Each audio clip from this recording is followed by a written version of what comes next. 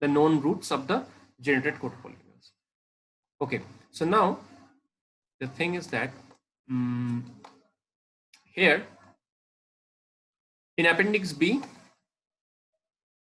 there we have considered the GF 2 to the power 2, sorry, 2 to the power 3. That means degree of 3. So we have considered that the generator polynomial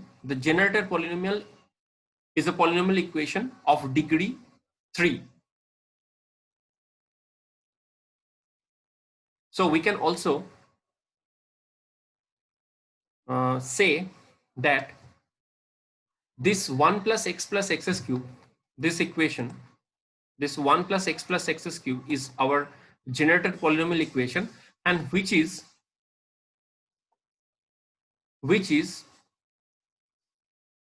a polynomial element of GF 2 to the power 2, sorry, GF 2 to the power 3 field. Okay, this Galois field possesses 8 elements. That means 2 to the power 3. Okay, so 3 is the highest degree, and you can see that the generator polynomial is also 1 plus x plus x's cube. So this is also, the degree is 3. Okay. Okay. Now, and here the root of the generator polynomial, that is gx equals to, we have assumed that this is g1x, and this generator polynomial roots will be almost equal to the generated code polynomials, root of the generated code polynomials, right? Okay. Now the thing is that, however, in particular case they're the same. Okay, so therefore it is possible to say that alpha is a root of g1x. That means if generator polynomial is 1 plus x's cube, here we will consider the result of the syndromes. At the first we have I've just told you that in this topic we will consider the results of the syndrome. Okay, so from this handwritten note, that we are considering cyclic code of order 7,4. So in case of 7,4, the syndromes are, there is 7 syndromes, right?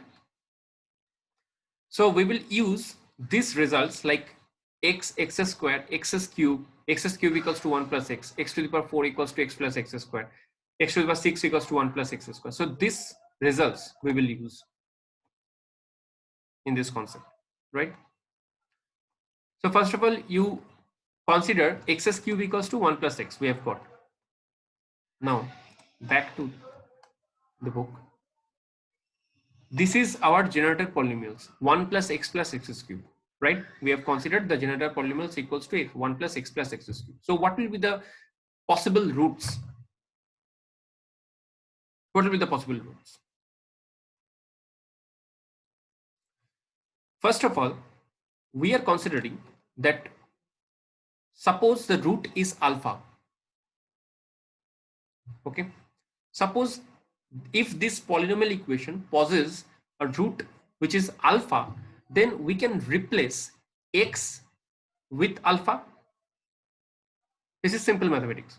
Okay, if any equation in terms of x, it possesses a root which is alpha, then we can write that same equation in terms of alpha by replacing that x by its root. Okay, same as, so g1 alpha. So when you are replacing x with alpha, because alpha is the root of this equation, that is 1 plus x's cube. So 1 plus alpha cube. Now from alpha cube, this alpha cube equals to what? 1 plus alpha. This alpha cube equals to 1 plus alpha. Why 1 plus alpha? Because we are using the result of the cyclic code syndrome. Okay. So x's cube equals to 1 plus x. So we are replacing x by alpha. So alpha cube equals to 1 plus alpha. So that's why here also alpha cube equals to 1 plus alpha. So our intention to prove or to see that whether when I'm replacing the x with considering the root as alpha, then we are replacing x with alpha, and by using the cyclic syndrome results, whether the equation is becoming zero or not.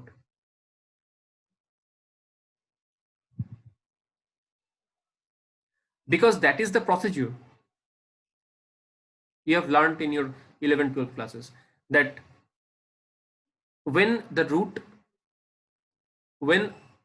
a root is replaced in a polynomial equation, and for replacing it the equation becomes zero, so then that root is the root of that value. Actually, that value is the root of the equation. So if I replace x by alpha, so I'm considering here the alpha is a root of generator polynomial. Okay, 1 plus x cube. So I have replaced it. So 1 plus alpha cube. Then I'm using the result of the cyclic syndrome technique. So there x cube equals to 1 plus x. So here alpha cube equals to 1 plus alpha. So now you can see that this addition is a XOR addition. So 1 plus 1, alpha plus alpha. So all become 0. Right? So alpha has become the root of 1 plus x cube, because replacing alpha, we can convert this equation to 0. So we can consider alpha is a one of the root of 1 plus x cube, right?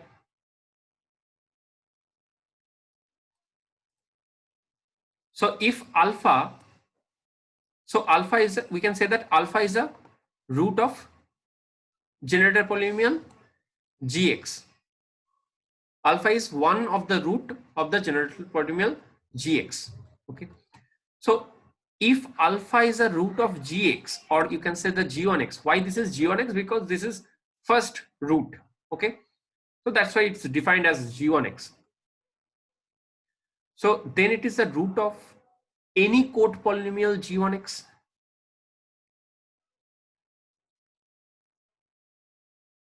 If alpha is a root of the generator polynomial, so it is also the root of the code polynomial, which is in order of 7,4. Exactly, this was written in the condition. If you go before that, here,